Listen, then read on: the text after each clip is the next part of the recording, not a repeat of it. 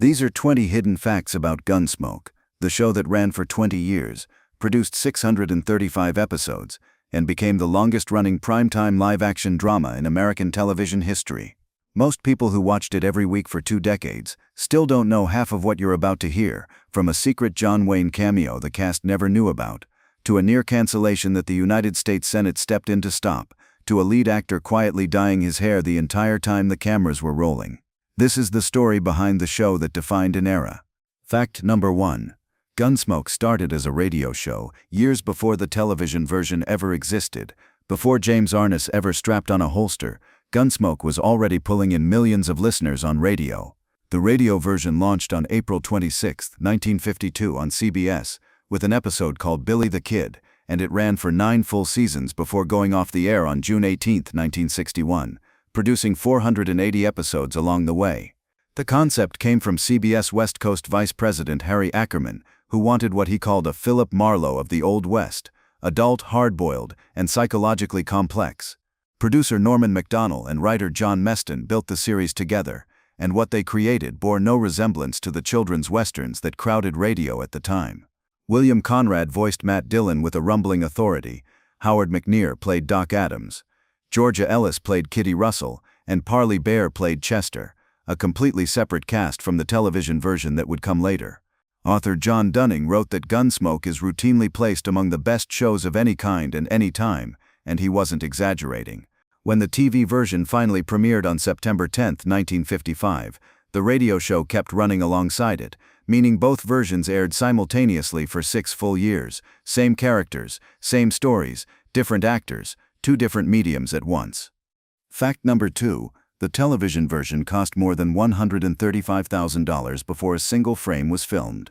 CBS brought in film director Charles Marquis Warren to develop the television version, paying him $7,000 a week to get it right.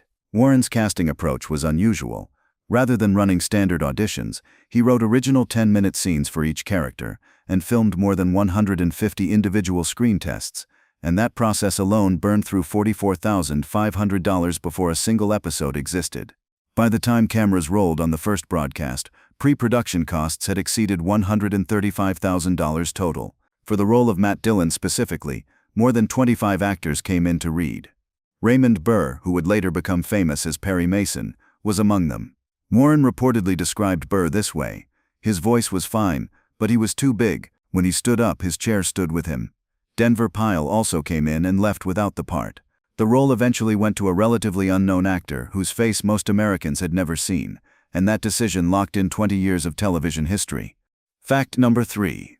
John Wayne appeared in the very first episode, and the cast had no idea it was going to happen. On September 10, 1955, the cast of Gunsmoke gathered at James Arness's home to watch the premiere together, and when the broadcast began, John Wayne's face appeared on the screen. Nobody in that room had been warned. Wayne had filmed a short introduction on a movie set without telling anyone connected to the show, and what the cast watched that night was a complete surprise. Wayne looked straight into the camera and delivered words that launched a career. "Good evening. My name's Wayne.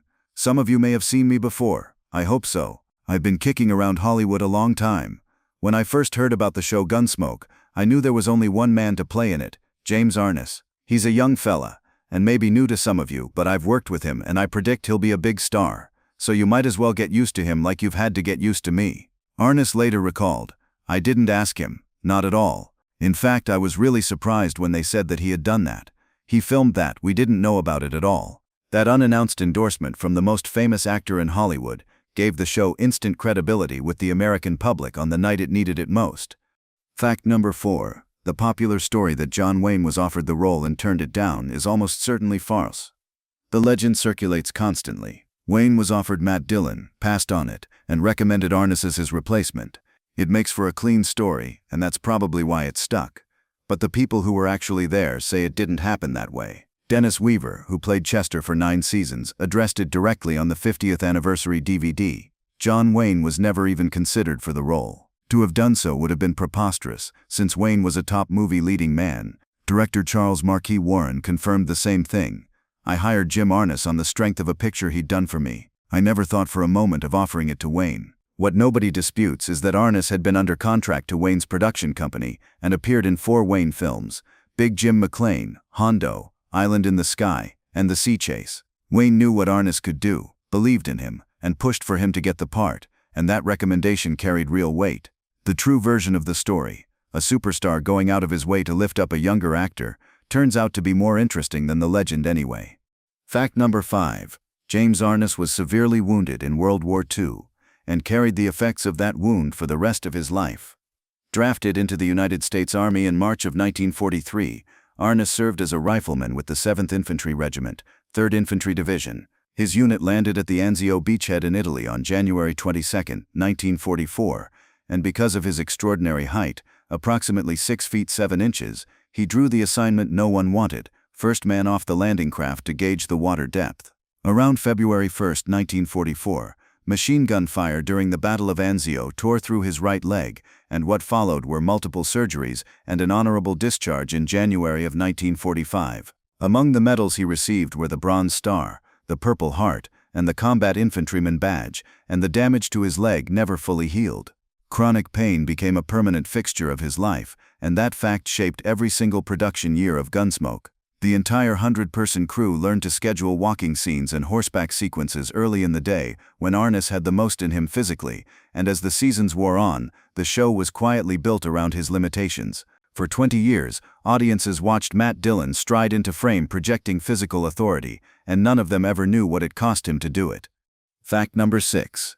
James Arness dyed his naturally blonde hair darker for the entire 20-year run of the show.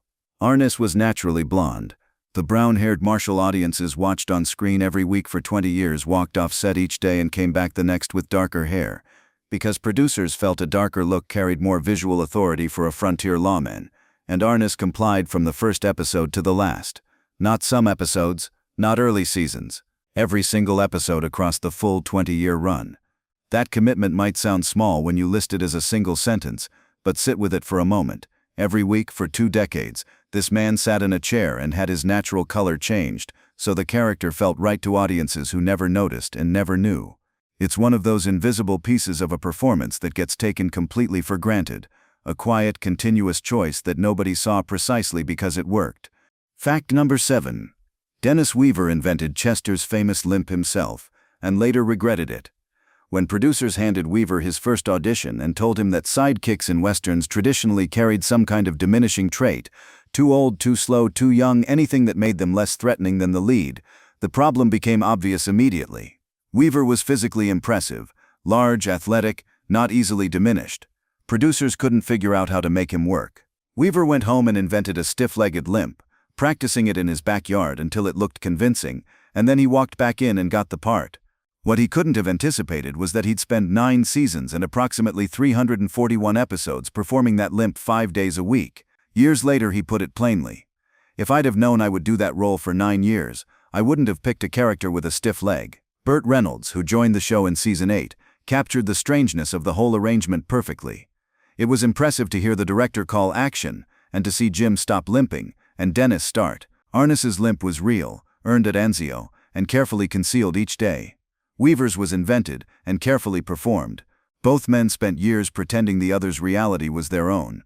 Fact number 8. Dennis Weaver competed in the 1948 Olympic trials and served as a Navy pilot before he ever set foot on a television set.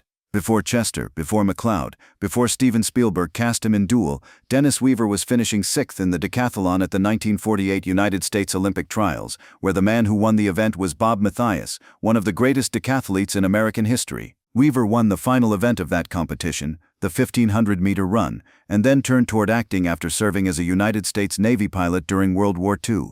His first Hollywood job paid $60 a week, delivering flowers. By the time he walked away from Gunsmoke after 9 seasons, his weekly salary had climbed to $9,000. From that point forward, the career kept building. Touch of Evil under Orson Welles, Gentle Ben, a starring role in McLeod that ran 7 seasons, the presidency of the Screen Actors Guild from 1973 to 1975, and a serious commitment to environmental activism that included building a home from recycled tires and aluminum cans. Olympic athlete, Navy pilot, flower delivery man, Emmy winner, Union president, all before most people had ever heard his name. Fact number 9. Ken Curtis, who played Festus, once succeeded Frank Sinatra as the lead singer of Tommy Dorsey's band. Festus Hagen had a nasally, rasping hillbilly drawl that audiences came to love across 11 seasons of Gunsmoke, and not one syllable of it was real. Born Curtis Wayne Gates in Lamar, Colorado in 1916, Ken Curtis joined Tommy Dorsey's band in 1941 and stepped into the lead vocalist slot that Frank Sinatra had recently vacated. From approximately 1949 to 1953, he fronted the Sons of the Pioneers, the legendary Western singing group that had previously featured Roy Rogers, and he performed at Carnegie Hall. The voice he actually possessed was a smooth baritone bearing no resemblance whatsoever to Festus. The accent came from a specific memory, a local character from Curtis's childhood, a man who cut cedar fence posts and spent time in the county jail, whose speech patterns Curtis absorbed and eventually transformed into one of television's most recognizable voices. Curtis's father, it turns out, had been the sheriff of Bent County, Colorado, from 1926 to 1931, and the family had lived above that jail with his mother cooking meals for the prisoners. The man who replaced Frank Sinatra grew up above a jailhouse and spent 11 years pretending he'd never left. And if that surprised you, a Sinatra successor hiding behind a hillbilly accent for 11 years, hit the subscribe button right now, because every fact in this video is just as good. Fact number 10. Ken Curtis was John Ford's son-in-law and appeared in some of the most celebrated westerns ever put on film. Curtis married Barbara Ford, daughter of director John Ford, in 1952, and what followed was a stretch of film work that most actors would consider a complete career on its own. Ford cast him in Rio Grande, The Quiet Man, The Searchers, Mr. Roberts, The Horse Soldiers, and How the West Was Won. The Searchers alone is widely considered one of the finest westerns ever made, and Curtis appeared alongside John Wayne and Jeffrey Hunter in a supporting role that required none of the comedy he'd later bring to Festus. The marriage ended in divorce in 1964. The same year Curtis became a full-time Gunsmoke regular, and he stayed with the show for approximately 11 seasons. A salary dispute kept him out of the 1987 reunion film, and on April 28, 1991, he died in his sleep of a heart attack in Fresno, California, at 74 years old, his ashes scattered across the Colorado flatlands where he'd grown up.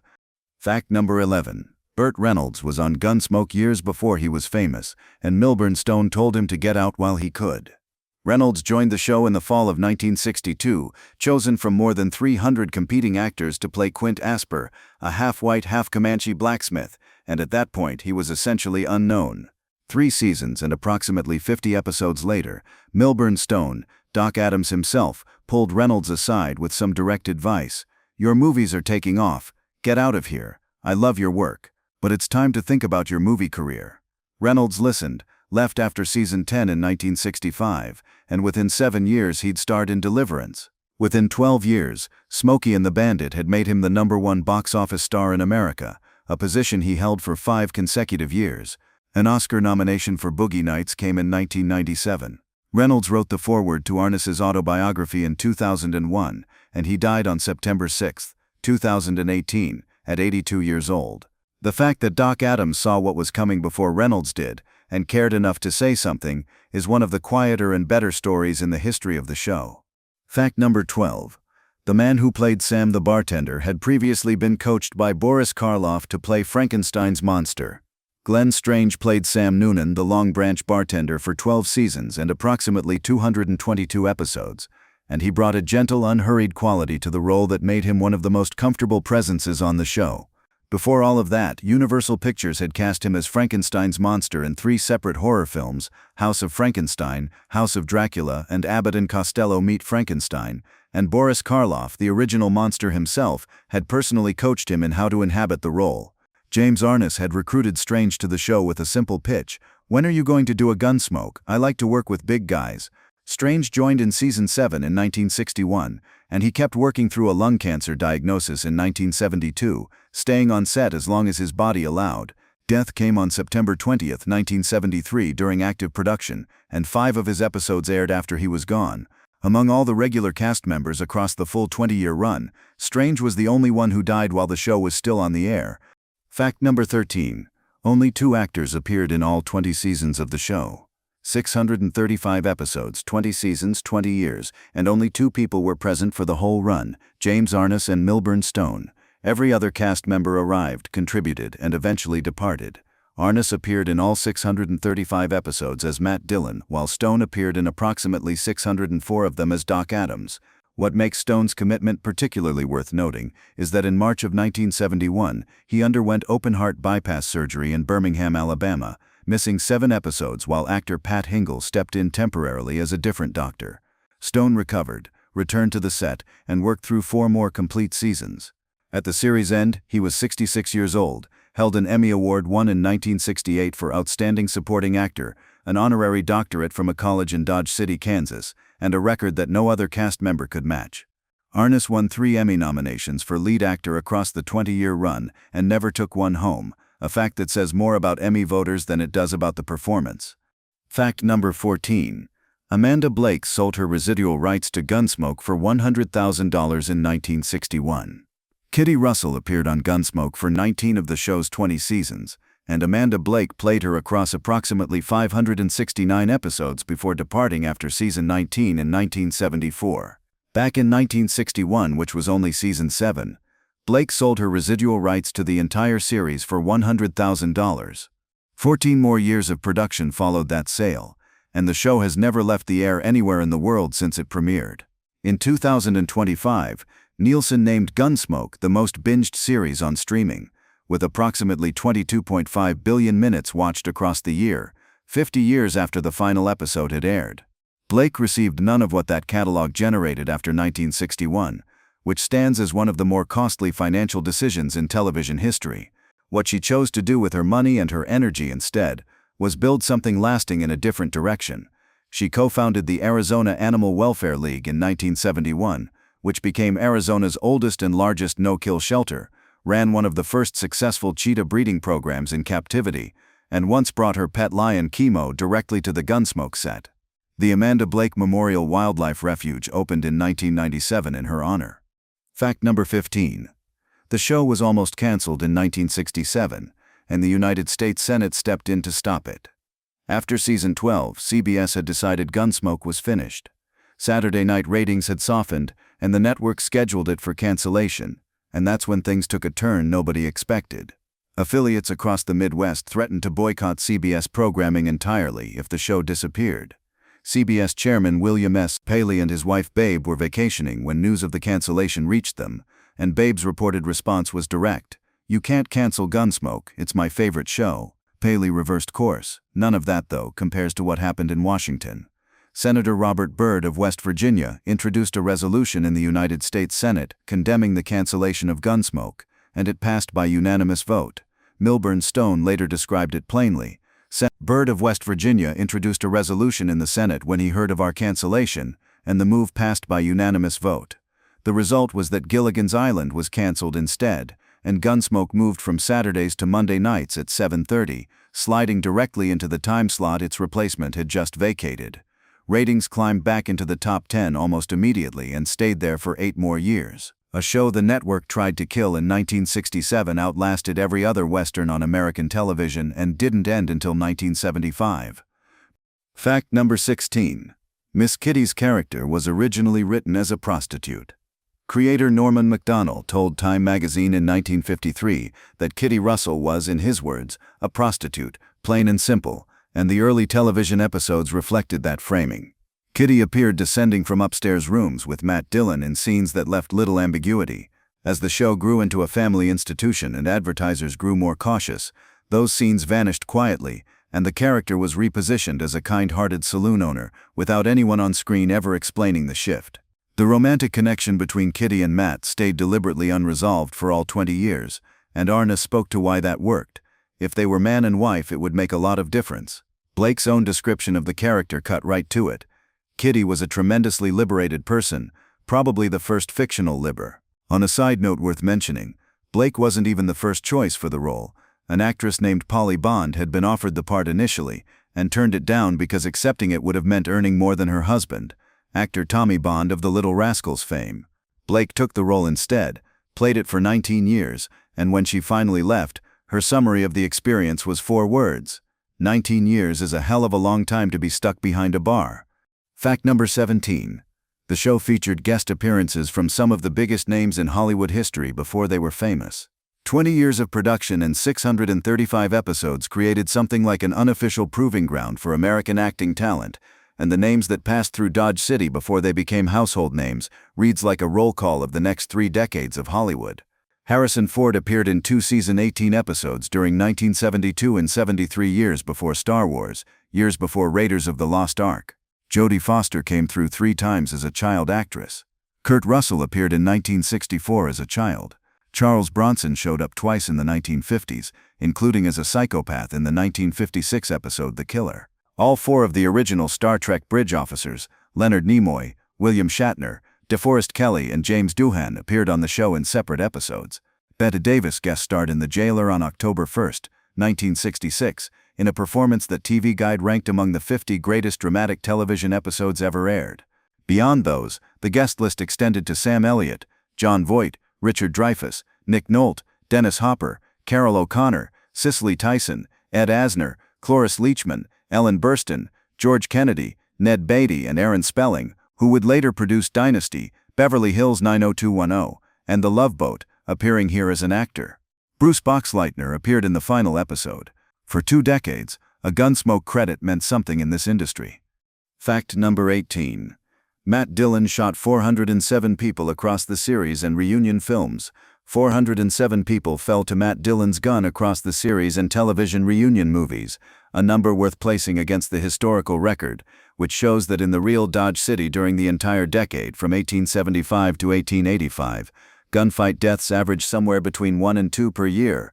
The man responsible for the opening gunfight sequence that launched every episode was Arvo Ojala, a quick-draw specialist who could draw and fire in 1/6 of a second, and his royalties from that single recurring sequence reportedly paid for many Cadillacs over the years.